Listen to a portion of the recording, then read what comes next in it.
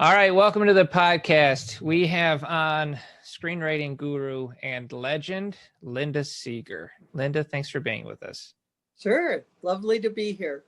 Well, before we get started, before we really roll into this, I wanted to first thank you for being a trailblazer for script consultants. You had done this for over 20 years, and if it wasn't for you, people like me wouldn't exist. Yes. And it was 39 years. Wow. Yeah. Started in 1981. Well, absolutely amazing. You've done thousands of consulting. You've consulted on some of my favorite films. You've worked with amazing directors like Ron Howard. I didn't work with Ron Howard on a script, but he's endorsed my books, and he said he has used my books on every film starting with Apollo 13. Well, there you go. So Ron Howard, and we did have lunch together once. That counts. That's great. So Ron Howard loves your book. So we're going to discuss the book today, Making a Good Script Great. Because this is really in the pantheon of screenwriting books. It's up there with Story, Save the Cat, Screenplay up there. This book really should be in every screenwriter's collection. And before we really kind of dive into the book, I always like to get people's origin story real quick. So do you think you could kind of guide me into like how everything started for you? Sure. Well, I came out of theater and I got a master's degree. I directed about 25 plays and went to graduate school. And in graduate school, I did a dissertation for my doctorate on what are the elements that make a great script. And when I entered the film industry, I saw scripts that weren't great. And so I flipped my dissertation into what is missing from Wonderful. these scripts.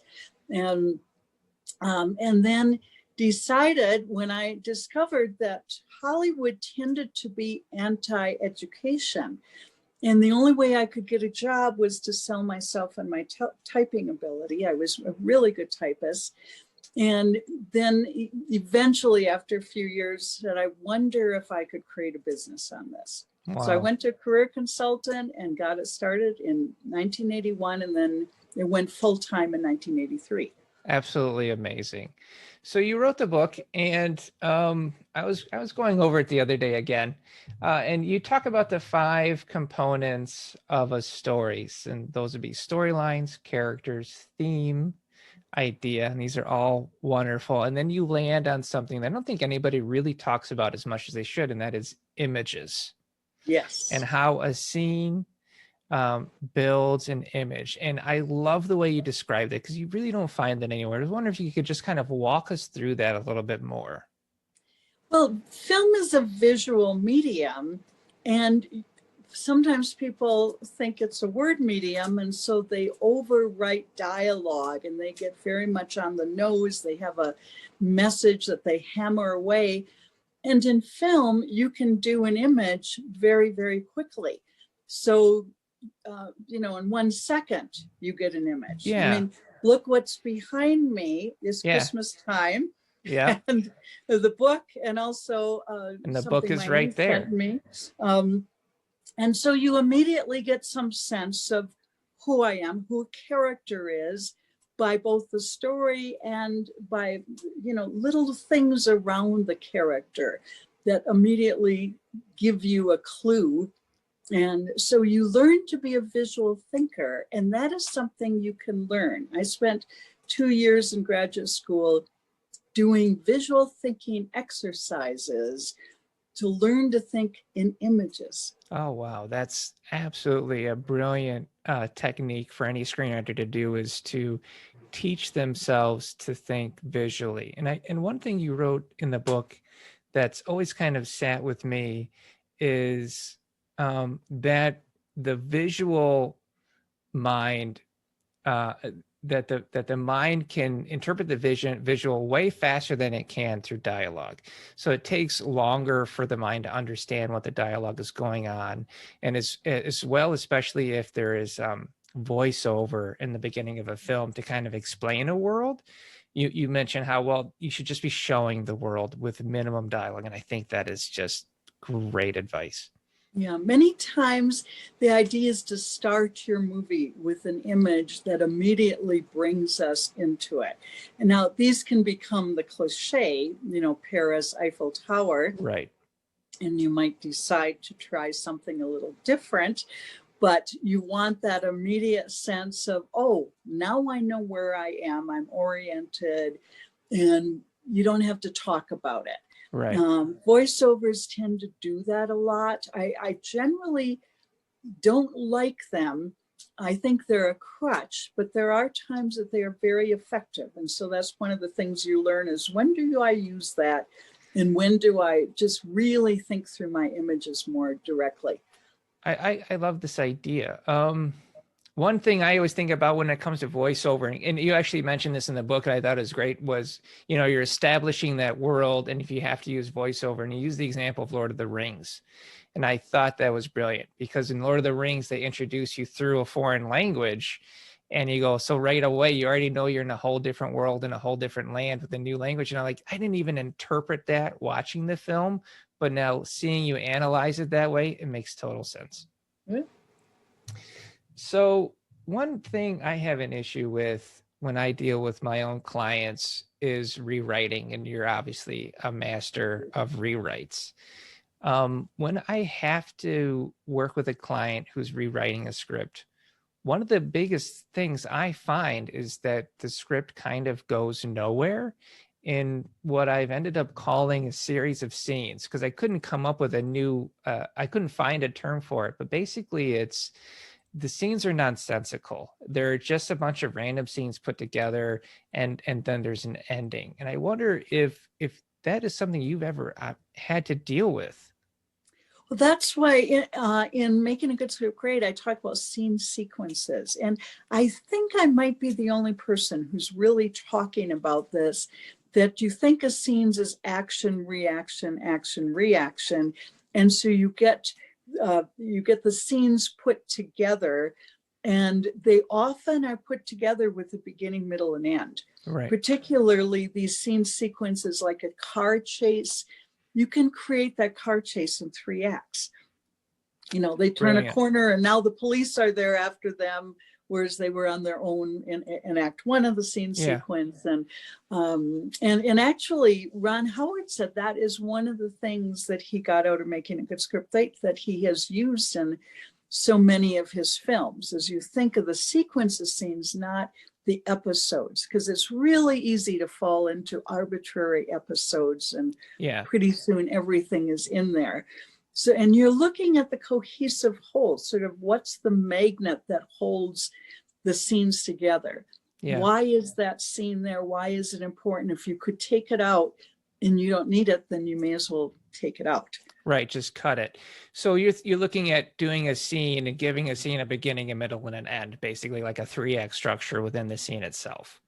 Yeah, you're often not always. I mean, there's some scenes that are just there to transition or to move the story. But the sequence of scenes say it's a series of scenes in different locations that are all connected and have a beginning, middle, and end, leading to a climax. Yeah, that's next level. It's brilliant. So one thing I have found working with these scripts that kind of aren't going anywhere is what I found is a lack of theme. And that the writer has a great concept. They have a great idea of what they want it to be about, but they don't know what the theme is, so they don't know what they're trying to say with it. And I know theme is exceptionally important in your model, and I was wondering what your thoughts are on that. Well, I got very interested in theme because when I was in college, I got interested in value systems. And I said, what are we trying to communicate in drama? What are we saying about the human condition, about what's important in life, what's the meaning of life, and how do we say it without giving a sermon or a lecture? So I began to think about what are the important themes and ideas that we see over and over again. One of the most important in film is the theme of identity. Okay. Just who am I? Who am I becoming? Who am I transforming into? Am I becoming a more committed person, a more truthful person, a person of integrity? Am I standing up for my integrity? Right. And I began to see about 90% of all movies have something to say about identity. Wow. So if you start there, you say, well, what is this movie saying? Or what's my script saying about identity? And then you can get much more specific about, what it is. Yeah. But I went to, part of my graduate school was seminary. So my Oh, doctorate is actually in drama and theology at a seminary, which is one of the few in the world that has a religion in the art amazing. section in Berkeley in the 70s. So, and I went to seminary because I couldn't find what I was trying to find about exploring this idea by continuing. I mean, my MA in drama is from Northwestern. And I thought, well, I'm interested in theology. Let's see if seminary would help. And I found my major professor was brilliant in how he approached this. And I didn't want to approach it through religious drama. I wanted to approach it through drama, secular drama, that communicated values without hammering. I was not interested in converting people. I was interested in exploring and expressing the human condition.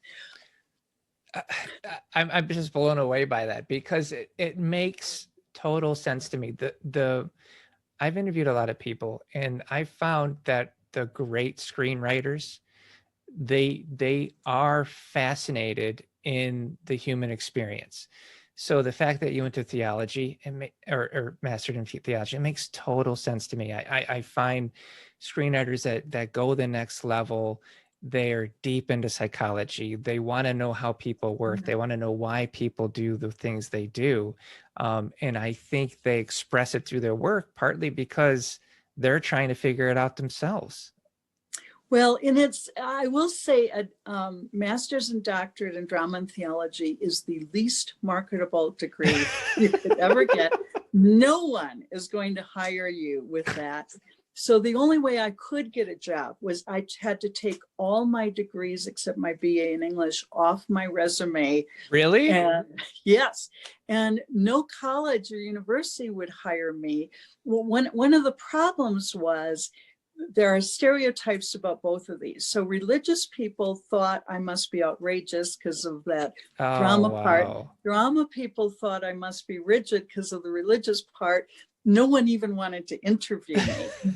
And in a way, by following that path that I got so interested in, I was following a path where clearly my career was going to have to follow a path that was highly unusual. I was going to have to create myself because it didn't fit any place. And, it's hard to create something new that people say I don't need and I'd never come to you anyway. And that's why I found this terrific career consultant. And I said, how do we do this? And she said, okay, we have a 5-month plan, and it worked. That's amazing. Well, I mean, great screenwriters are seekers. I really believe this, and you're living proof of that. And then you were able to take all this knowledge you've learned and put it into a brilliant book, and make that available for everybody, which is something that screenwriters that are able to reach that level need to be doing to really help the community. And I think it's absolutely wonderful. One thing I have found with scripts that are struggling is that there's a lack of a central question, as you call it. And I love the way you put that, like, what are we trying to say? And that's central question is different than the theme. Would you say that the central question is influenced by the theme?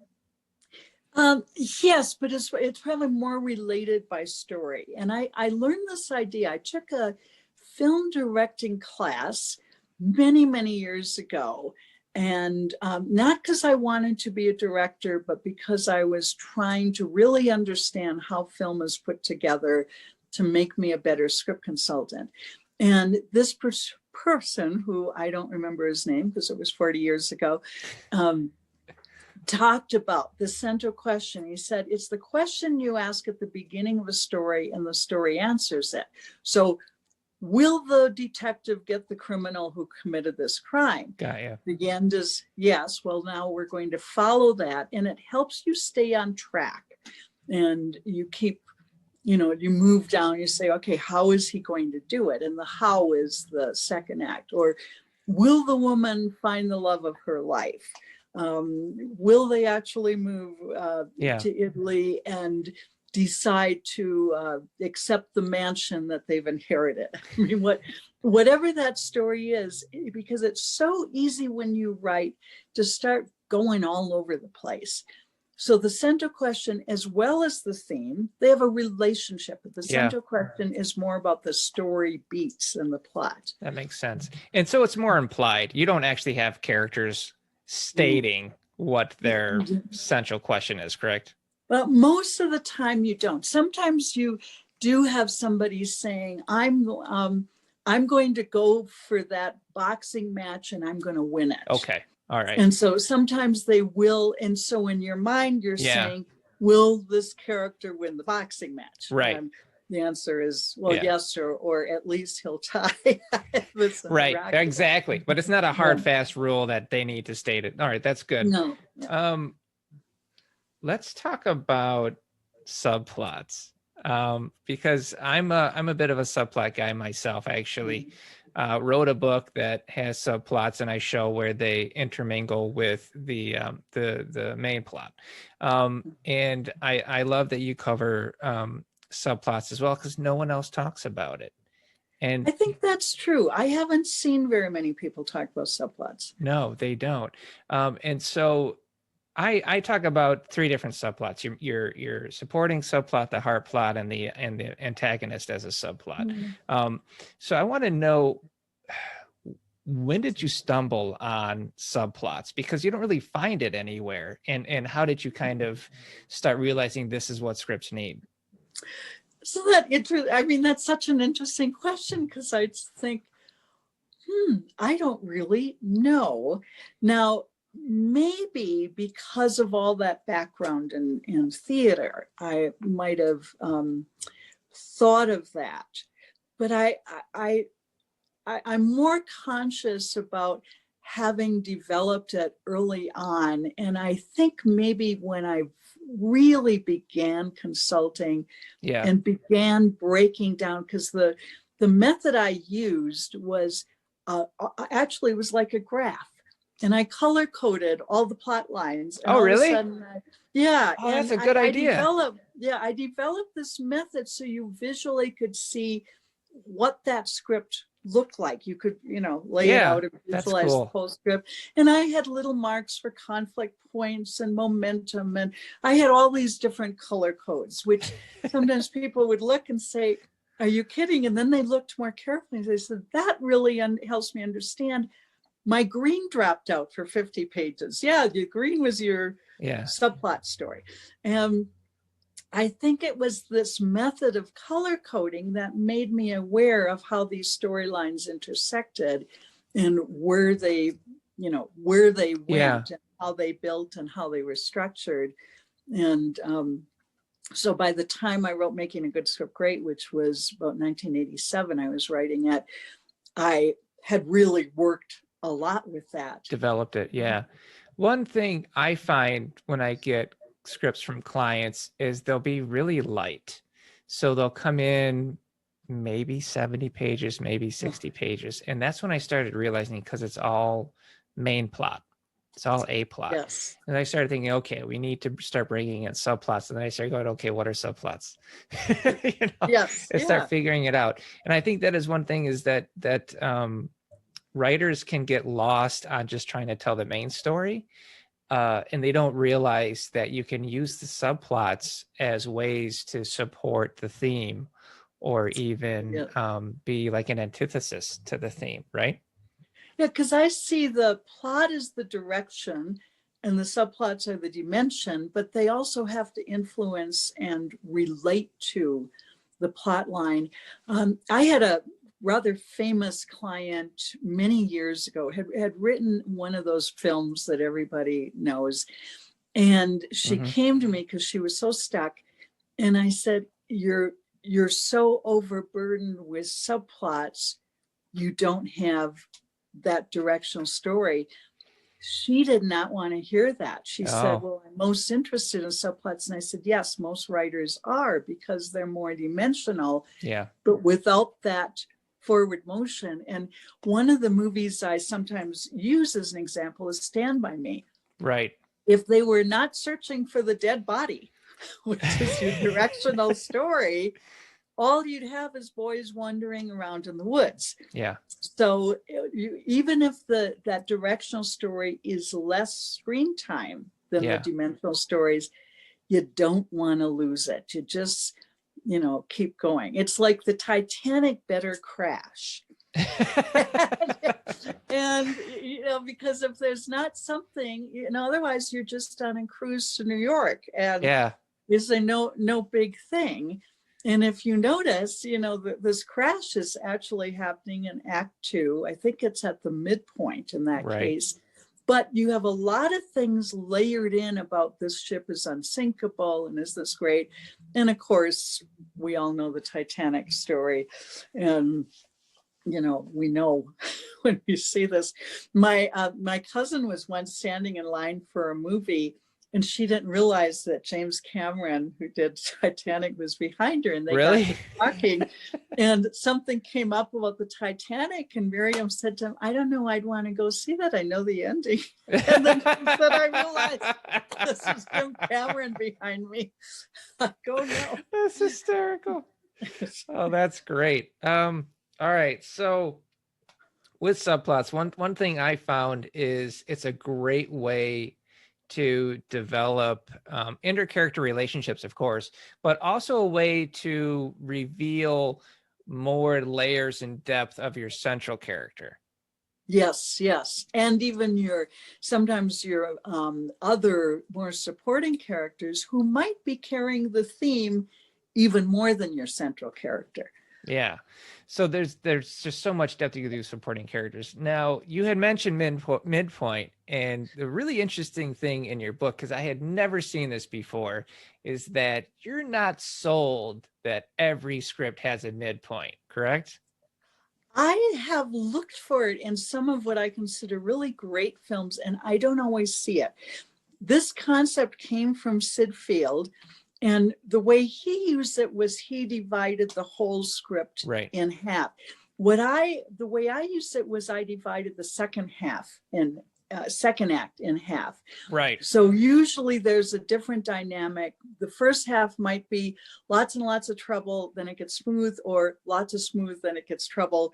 And that's one easy way to Like an divide Act it. 2A and an Act 2B type of a thing. Yes, and I Okay. found it more helpful for writers to divide it that way, because that second act gets so unwieldy. Yeah. That using that midpoint. But I have thought, like, one of my favorite films is Witness.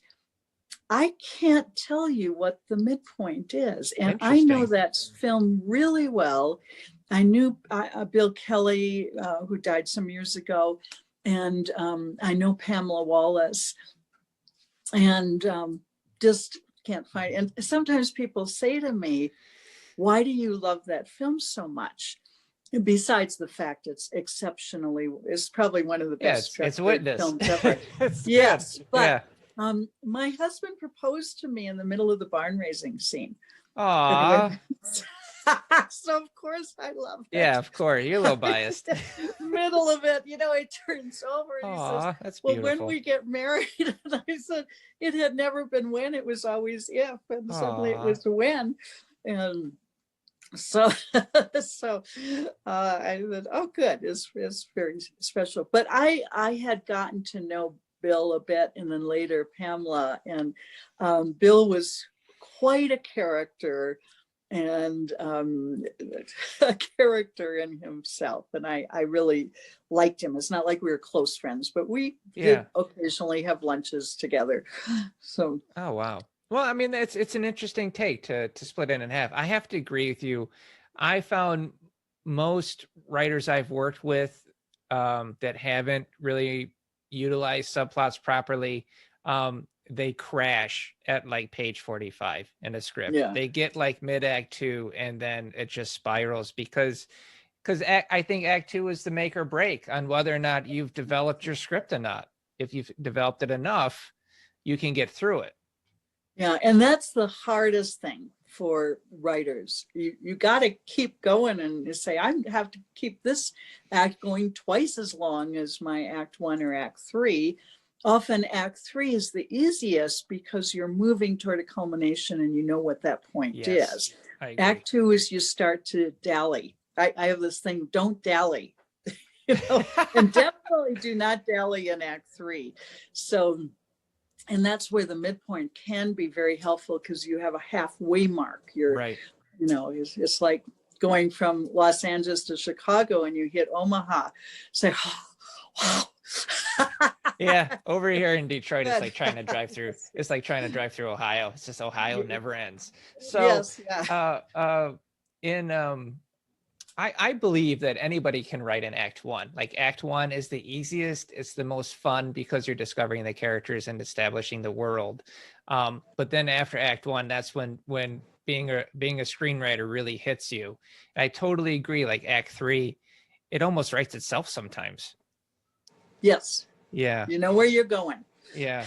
And you just have to get there. But sometimes people get there too fast. So you need about that 18 or 20 pages for act 3. It needs to, I mean, if you're there in 2 minutes, that's no fun. Right. You got to get them in the motel and the gun's coming and then the police come from all directions and then there's a problem. Yeah. Well, let's talk about pacing then, because I think a lot of scripts suffer from a deficiency in pacing. They'll take too long setting it up. They won't have the characters being active. The characters will be reactive to the story, so the story's kind of happening around them. What do you think? Well, that's where structure really helps you. So even though I don't believe in hard and fast rules, although it's not a bad idea for new writers to really learn the rules and some of what we call the rules, so you generally have about 15 pages to set up your story and to get to the catalyst is what I call it, that moment that really moves you from the context to the story. Mm-hmm. And you want to get to your first turning point around 30 minutes in, 30 pages. You want your third act to be about 20 pages long.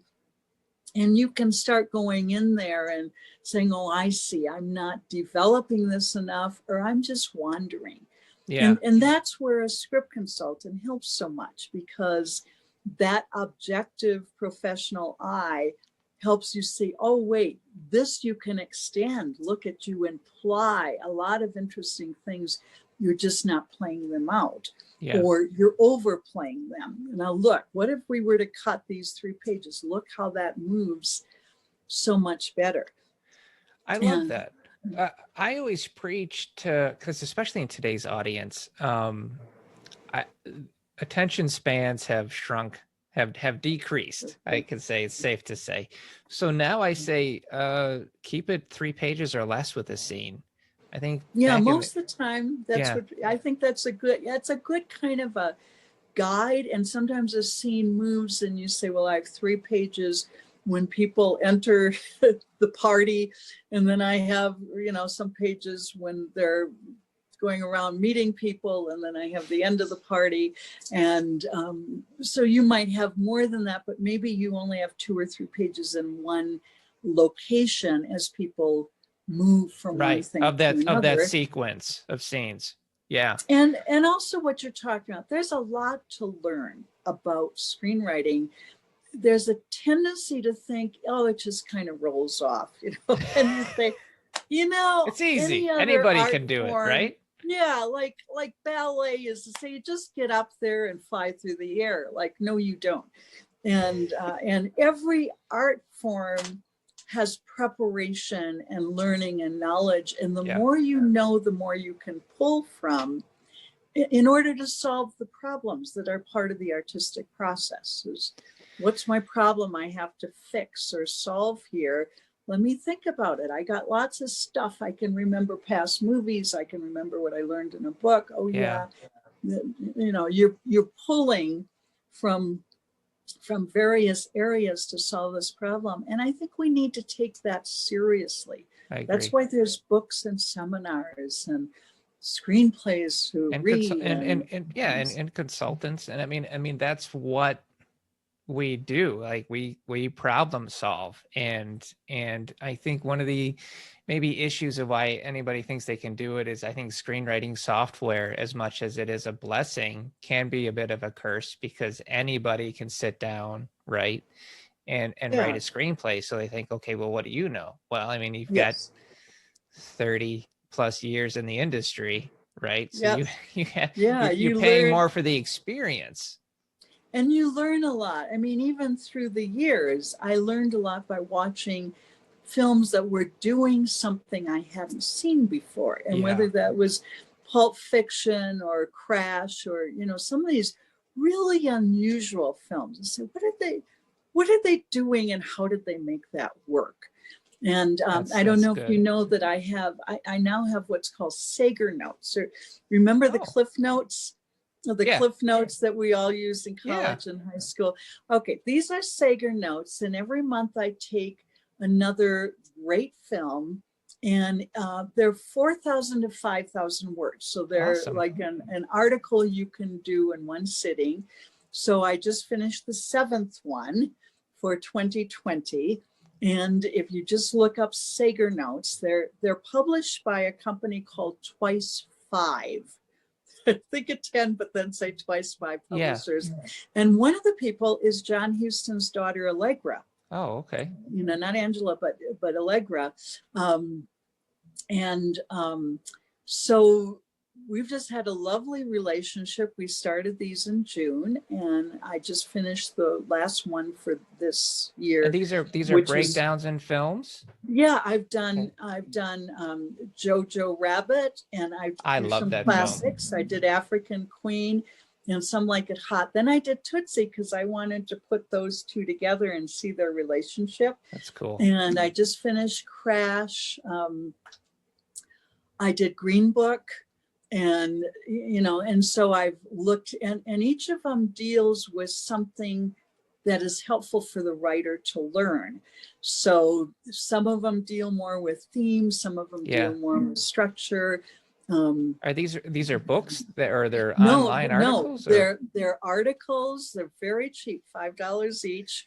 And there's going to be certain discounts if you buy all 7 or all. No, that's fan. I mean, that's whatever. Awesome. And but there really were this idea I've had for many years of doing like the Cliff Notes, but doing them on film.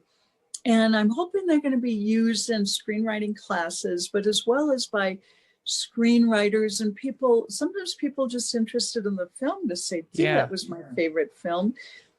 So they've been fun for me to do, and more, you know, they're more handleable than doing a whole book. So I think that's, well, one, I can't wait to read them because I'm a geek about this stuff. But you know, I preach to writers, be the forever student, because this is a lifelong craft and an art. This is something that you dedicate your life to. This isn't just something that you know, write a script real quick and then you're done. I mean, you've been doing this for a long time. Yes. And I still see the passion that you have for it. And I still see the fact that you're a master at this, a legend. You've got over 9 books written I on have it. 10 on screenwriting, and then 6 on spirituality, and then additions. So it comes out to 25 if you count all the additions. I'm behind the times. I apologize. And you're still passionate about this. You're still putting out articles on screenwriting, books on screenwriting, and that's what it needs in yourself to be great at it. And I just you're such an inspiration, Linda. Thank you so much. Well, thank you. And I'm so glad that there are people like you out there who are continuing to consult, because it was a job I created, and I said, I hope this job keeps going, script consulting.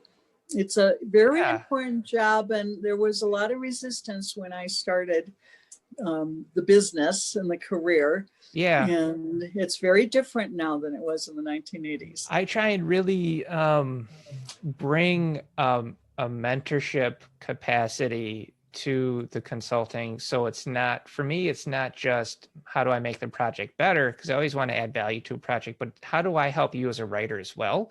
Because I find that's one of the things I can really do. Because there's consultants out there that just, you know, they're not qualified and they call themselves one, but I always want to try and honor what we do because it is so important, because you hold influence on someone. And if you're going to hold a kind of an influence, you want to make sure you're doing it in at least from my perspective, the most benevolent way possible. Yeah, I say we nurture creativity, and that we are there to be a professional, objective eye because writers get too close. They're too subjective. Man. And also because we have learned a lot that a first time, even somebody who's written 10 scripts might not know, like, here's the concept that's going to help you through this problem you're encountering in Act 2. And they say, oh, yeah. And I started doing this. I volunteered to help somebody I met who said, I've spent 5 years, I don't know what's wrong with my script. And I said, let me try taking my doctoral dissertation, graphic analysis, you know, way of analyzing your script, and let's see if I could figure it out. And when we sat down together, he says, I can't believe this. He said, in 1 hour, I know exactly what to do with my script after 5 years. And that was when I started my business. That's such a good feeling. And I kind of, you know, have similar stories that were being able to help somebody who's really stuck and you kind of get them to that next level. It's amazing. I love that you mentioned objective, because I think that gets lost in a lot of in the consulting business. I hate to say it that way, but there are consultants out there that aren't as I can say qualified, and they'll use what I call the I feel notes. Where I feel that, and I always say, I don't care how you feel. Right. Tell me what's wrong with it. Exactly. Yes, we're not here to trade emotions, and I'm not here to say this is the greatest script. It's gonna just make loads of money. I'm sure it will sell. As I say, I'm here to help you have a better script. And to work a great deal on the craft as well as to encourage your art. I totally agree. I always kind of equate it to like being a blacksmith. Blacksmiths were incredible craftsmen. They worked on the project and they still had that artistic, you know, motif about them. I don't want to take all day from you. I could. I'm not going to. That's all right. Yeah, I'm fine on my time. Oh, you know, God love you, but, Linda. You know, if we need a couple more questions. I'll ask you a couple more questions. Okay. And then I will go. All right. So let's talk about, because we had mentioned scenes earlier, and one thing about making a good script great, the book, is scenes and structuring scenes. There's a lot of weight on there. And one thing I love is to kind of come in late to a scene and to leave early is a great way to kind of cut out that fat from a scene. And I was wondering, like, what kind of tips do you have for that? Yeah, well, one is not to dally and to know where you are heading with the scene. So there are scenes, you know, that you're going to develop into a 3-act structure. And I often use the example, if you go back to Witness, the murder scene of the boy witnessing the murder is a perfect 3-act structure. The music helps clarify, which of course the director is doing, but also the action is, you know, very clear and very well structured. Yeah. So looking at great scenes is a good way to learn, and then using a book, you know, like if you take Making a Good Script Great and I talk about certain movies, then go look at the movie and say, okay, here's the book and here's, oh, I see. Okay, I get it. I'm learning this concept and, you know, how it works. So you're shaping. I mean, a lot of what you do as a writer is you shape the whole thing, you shape the scenes, you shape the scenes, sequences. And I mean, that's what art as a whole is shaping. And that's just through multiple rewrites. And when I do a rewrite, I will do a specific like technique like this. Like I'll say this rewrite, I'm going to go through the entire script and just make sure the theme is there. And then another rewrite, I'm going to go through and make sure that there's subtext in the dialogue. Is there kind of a system that you recommend for when you get into the rewrite process? I think that's a really good way of doing it. You mean you might go through the whole script, and if you've had a script consultant who says, take out this scene, is take them out. I mean, leave them in another file so you can grab them again if you need to, but just follow and say, okay, let's get some of the cutting. I call it creating a vacuum so your creative process can come in and film in. And fill in. And so you might actually want to say, I'm going to do a rewrite today where I'm just going to follow my main character. Now, it might take you a few days to actually look at all of that. And now I'm going to do a rewrite where I follow my main supporting. Now I'm going to do a rewrite just on the love story. Yeah. And so you take it apart. I had a client, really very experienced, very good client come one time, and the script was optioned. And so we did that rewrite, and it took about 3 days to follow all the strands and say, we need another line here that's going to relate to that subplot. Right. And here, I think we're hitting it too hard. I think the image told us, let's take that out. So it's almost like a technical rewrite. Okay. Meaning you don't have to be overly creative. You're evaluating and assessing as opposed to making it up and letting it flow. And so you're always going back and forth between those two. That's all right. Very good. I just, it's awesome. All right. Last thing. So, cause you had just said this and then I'm going to leave. Okay. I feel bad. We're having much too much fun. I do. Linda, I love this. The fact that I can get someone like yourself for like 20 minutes. So emotional shifts in a scene is something that you talk about. And I think that's really important. I've had clients come in and they'll say to me, look how much conflict is in the script. And then I'll read the script and it's 90 pages of two people yelling at each other the entire time. Yes. You know what I mean? And I'm like, there's no, this is like one note. So could you just discuss like shifting emotion within a scene and how that kind of keeps an audience? Well, one thing is to make sure the scene has emotion. Okay. And one of actually my cousin who had been to a therapist said, there's the emotions of mad, glad, scared, and hurt. Okay. I think those were the ones that she said. And I said, of course, each one of those, depending how mad are you? Yeah. Are you mildly irritated Levels. Or are you enraged? And so the more you can be aware of the shades of the emotion, and it's the same thing with an actor. I mean, a great director often says to the actor, just keep it low, just give us a little, maybe a movement of the lips, or, Anthony Hopkins he can just take this little muscle here and tell a whole world of, I'm a little scared right now. That's awesome. And so and if you find you're hitting it too hard, that's a rewrite. Say, I'm going to look at all my angry scenes and I'm going to see if I can get different dimensions. And that I love that. That might be what your rewrite is about. And we all have strengths and weaknesses. We want to write toward our strengths and keep working on our weaknesses. Wonderful. And being aware of when we overdo something and say, oh, I have a tendency to. I write nonfiction books. And one of my tendencies, about 6 books ago, I started bringing in personal stories at times to illustrate a point. Now, what can happen, and same in seminars, I can overdo that. Ah, And so one of the things I do after I've laid out the whole book is I look at them and say, did I overdo it? And I always have readers giving me feedback.